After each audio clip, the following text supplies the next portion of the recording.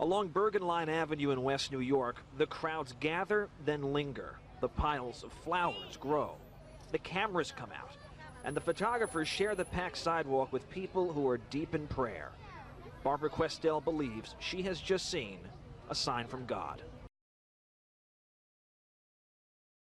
St. Patrick's Day.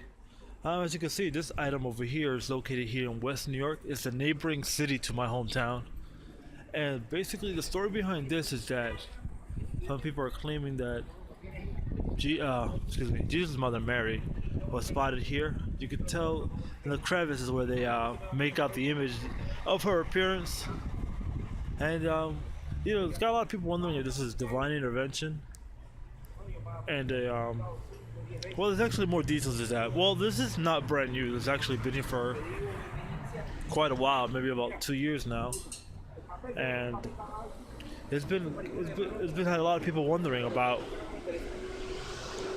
their faith and about hope, because it's brought a lot of hope. But I believe I have a simpler explanation for this. Okay guys, I'm finally back in the comfort of my own room.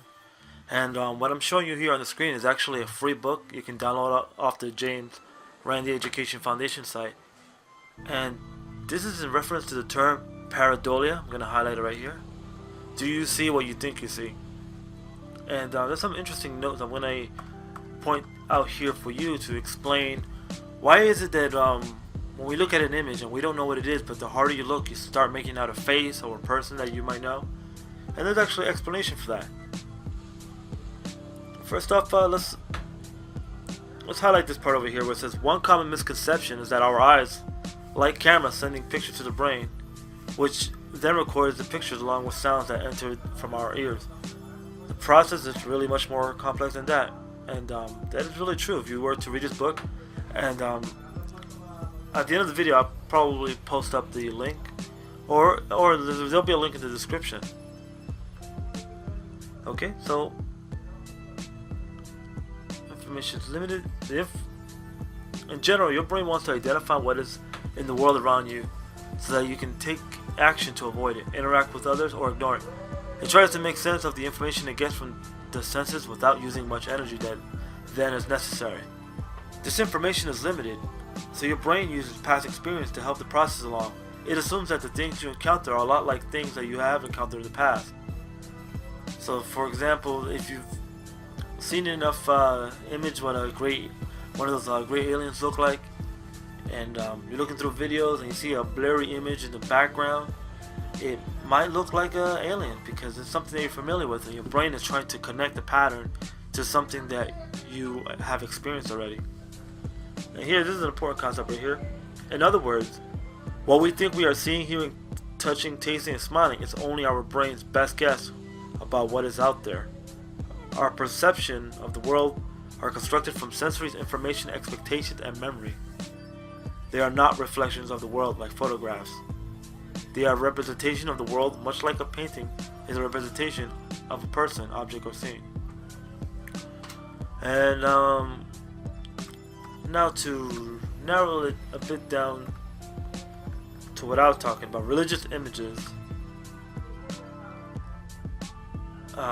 Here's a image of Jesus on a piece of toast. Let's zoom in on that.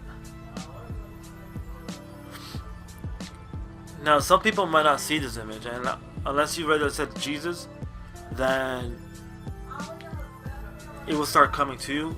But people who don't worship Jesus or are not familiar with the image, which I'm sure we all are the type of people that are going to see this pattern here. I'm going to use my mouse to point it out. That right here is like the long flowy hair, the dark spot.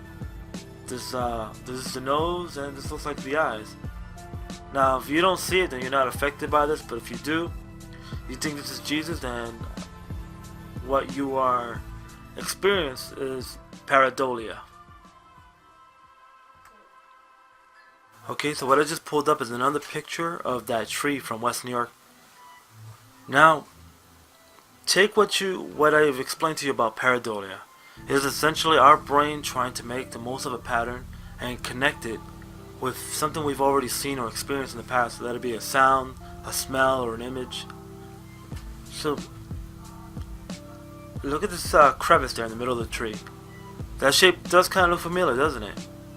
And if not, well, compare it to this picture I'm about to pull up. You can kind of see where Paridolia comes into play.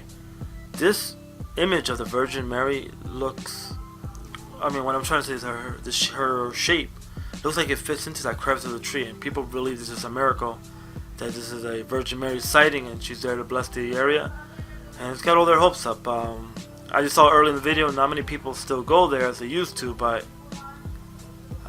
it's considered to be a blessed site, and people take that very seriously. So I thought I'd add my 2 cents and explain to you what a real life example of Paridolia is. And that's a scientific term for the data searching that your brain does to connect the image with the pattern you're looking at. Well, that's pretty much all I have to say. Thanks for watching and have a good one.